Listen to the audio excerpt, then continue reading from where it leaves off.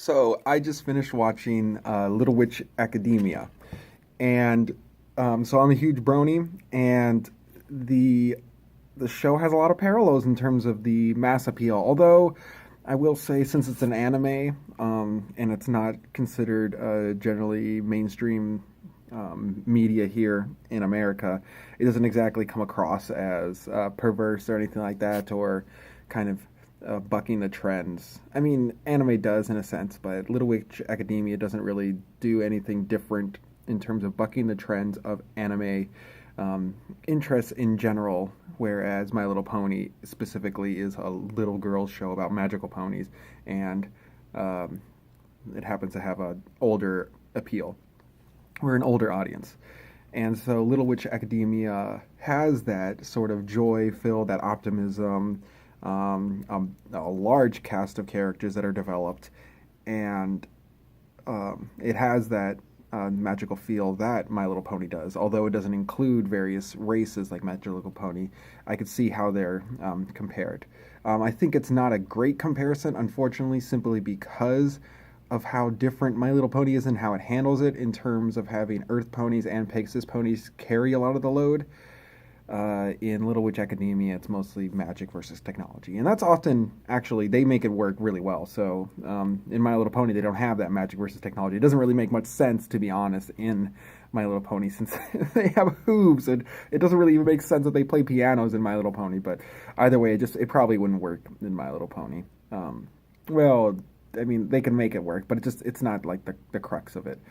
And speaking of crux, she was she was pretty well handled in the series, and that's probably my only one drawback.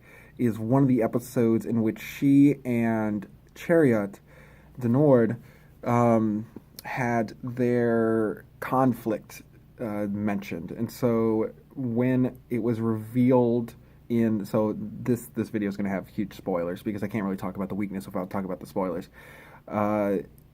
And it's really not that big of a weakness as you get later in the series. But what happens with Crux and Chariot is that it's revealed when Chariot gets the seven stars. Yeah, 7 stars for Big Dipper.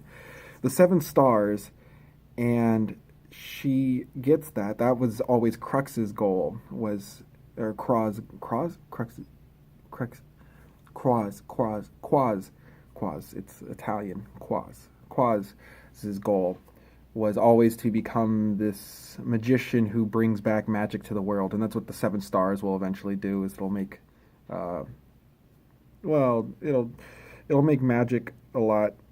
Since magic is dying off, it'll help rejuvenate it back up. I'm not too certain on the details. I believe that it will bring magic back to the entirety of the world, so they don't have to necessarily tap into one source like they do at the sanctuary, where they can't use magic elsewhere because it's just not around. So it's kind of like a Wi-Fi router, actually, and they kind of make that illusion in the series.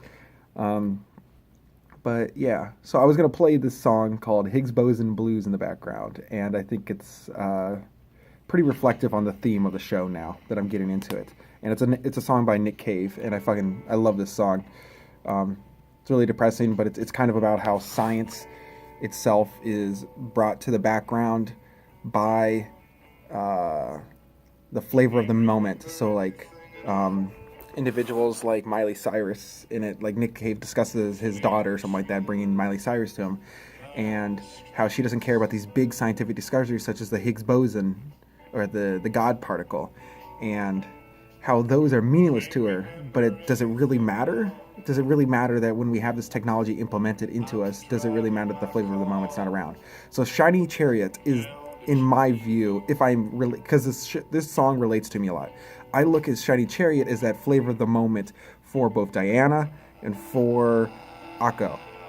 Shiny Chariot, and she gets made fun of for it. She's a flavor of the moment within the magical world who eventually, she's trying her best, but she's too naive to really do all the good that she hopes to do in the world, and that's unfortunate. The friend that she has surrounded herself with built her entire life on this pedestal of I can help save the world, and unfortunately, it became clear that she was not the one to do that. And So as that conflict happened, that's where the weakness was that when they finally had it revealed that she was the one that was going to help save Magic, that Chariot was, instead of Qua. Qua got jealous and mad about it. But the issue with that episode is not necessarily that she got jealous, was that it was confusing whether or not the jealousy played a part in it. And it kept going back and forth. Like, one moment it showed jealous, one moment it showed that she was her friend, and then it kind of tried to cross them up. And so it was just a little... it makes sense in later episodes where it shows that even Chariot accidentally used the power of dreams and then purposefully used the power of dreams. After knowledge of it. And so it became clear that they were both doing fairly similar things, unfortunately. One unknown to her for a while until one time she decided to do it. And then another just purposefully doing it. And so that was the only weakness in the series. And it's really not that big of a deal. That's why I had to take on a rambling route to even discuss it. Like, I feel like this song, Higgs Boson Blues, is a better way of portraying that view that they wanted to go for, that maybe it doesn't really matter in the end who the flavor of the month is. You just have to keep, if you're a scientist or if you're anybody important, you still have to keep focused on the goals. And even though Craw tried to keep herself focused on the goals, she kept herself focused on the wrong goals. So that was interesting. But if you watch Little Witch Academia, it is infectiously happy. There's certain points in the series where I'm just bawling my eyes out because the characters are bawling their eyes out. Akko and Andrew's dynamic is fascinating. Because even Andrew's really well written, and he grows as a character as he realizes how stupid he is. It's just, oh my gosh, if you watch this series, I don't know how you can't smile. If you can't smile at this series, I just think you have no soul. Because it's so well portrayed how each of these individual characters finds joy. And specifically, I look at Susie in, when she goes into the Wonderland world, that Susie world. She goes into Susie world.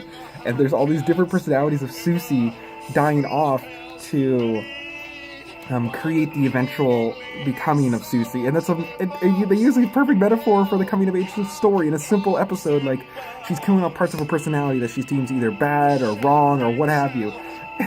It's just so fucking ridiculous. Oh my gosh. There's just so many great things about this series to discuss, and unfortunately I can't discuss it. I mean, it's beautiful too. It's well drawn, or at least from my unfortunately noob and very limited opinion. But I just wanted to say that about this show. Cannot recommend it enough. After watching Made in Abyss, I fucking hated that show. Little Witch Academia does not fail to deliver in that same way. It's never slow.